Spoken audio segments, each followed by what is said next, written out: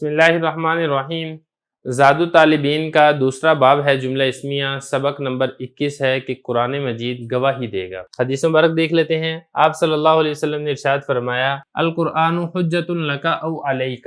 یہ عبارت میں نے پڑھ دی ہے عربی کی، ترجمہ دیکھ لیں۔ قرآن تمہارے لیے یا تمہارے خلاف حجت ہے، گواہی ہے۔ اب چلتے ہیں لغوی صرفی تحقیق کی طرف۔ پہلا لفظ ہے القرآن، اللہ تعالیٰ کی جانب سے محمد الرسول اللہ صلی اللہ علیہ وسلم پر نازل ہوئی کتاب کو قرآن کہا جاتا ہے۔ قارنا یقرنو، اس کا مطلب ہوتا ہے باندھنا، ملانا، جمع کرنا۔ تو چونکہ قرآن مجید میں بھی جو اللہ تعالیٰ کی جانب سے مضامین ہیں وہ جمع کیے گئے ہیں، اس لیے اس کو قرآن کہا جاتا ہے۔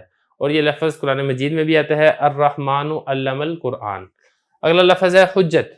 حجت یہ کہتے ہیں دلیل کو، اور اس کی جمع آتی ہے حجج، حجاج، اور باب اس کا آتا ہے حجہ یحجو حجن، دلیل کے ذریعے سے کسی دوسرے کے اوپر غالب آنا۔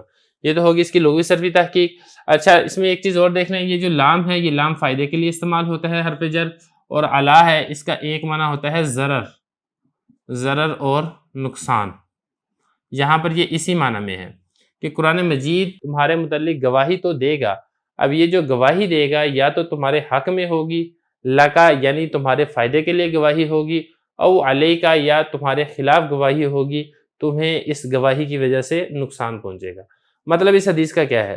مطلب اس حدیث کا یہ ہے کہ جو شخص قرآن مجید کے حقوق کو ادا کرے گا تو قیامت کے دن قرآن مجید اس شخص کے متعلق سفارش کرے گا اور اللہ تعالیٰ اس کی سفارش کو قبول فرمائیں گے۔ ایسے شخص کے لیے تو قرآن حجت اور دلیل بن جائے گا۔ اس کے برعکس اگر قرآن مجید کے حقوق ادا نہ کیے تو قیامت کے دن قرآن اس کے لیے ضرر کا باعث بنے گا۔ جیسا کہ ایک روایت میں آتا ہے کہ قرآن سفارشی ہے، اور ایسا سفارشی ہے جس کی سفارش کو قبول کیا جائے گا، اور ایسا مدعی دعویٰ کرنے والا ہے جس کا دعویٰ تسلیم کیا جائے گا۔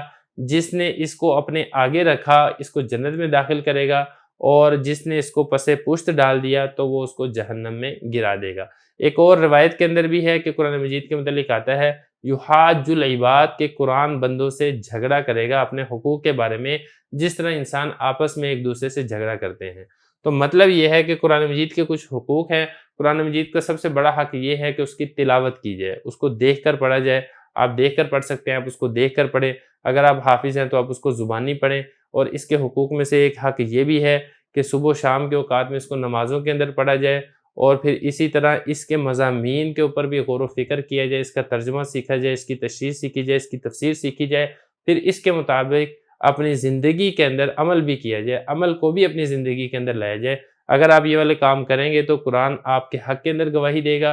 اور اگر ایسا نہیں ہے، کئی دن اور کئی ہفتے اور کئی مہینے گزر جاتے ہیں، قرآن مجید کھولنے کی توفیق نہیں ہوتی، ترجمہ اور تفسیر پڑھنا تو دور کی بات ہے، عمل کرنا تو دور کی بات ہے، تو پھر یہی قرآن قیامت کے دن آپ کے خلاف گواہی دے گا۔ تو اس لیے ہمیں چاہیے کہ ہم قرآن مجید کے حقوق کو ادا کریں اور اس کتاب ہدایت سے ہدایت کو حاصل کریں۔ اب چلتے ہیں اس کی ترکیب کی طرف۔ القرآن یہ بنے گا مبتدا، اور حجت یہ مصدر ہے، اور یہ جو لکا ہے یہ جار مجرور مل کر مصدر کے متعلق ہوگا، اور اسی طریقے سے علیہ کا یہ بھی جار مجرور مل کر مصدر کے متعلق ہوگا۔ او یہ حرف عطف ہے، تو اس کو پہلے آپ معطوف علیہ بنا دیں لکا کو، اور او حرف عطف علیہ کا یہ بنے گا معطوف، معطوف علیہ معطوف مل کر پھر یہ حجت مصدر کے متعلق ہو جائے گا، اور حجت مصدر میں ہی ضمیر بن جائے گا اس کا فاعل۔ تو مصدر شبہ فعل اپنے فاعل اور متعلق سے مل کر پھر پیچھے جو القرآن مبتدا ہے اس مبتدا کی خبر بنے گا، مبتدا اپنے خبر سے مل کر جملہ اسمیہ خبریہ ہوگا۔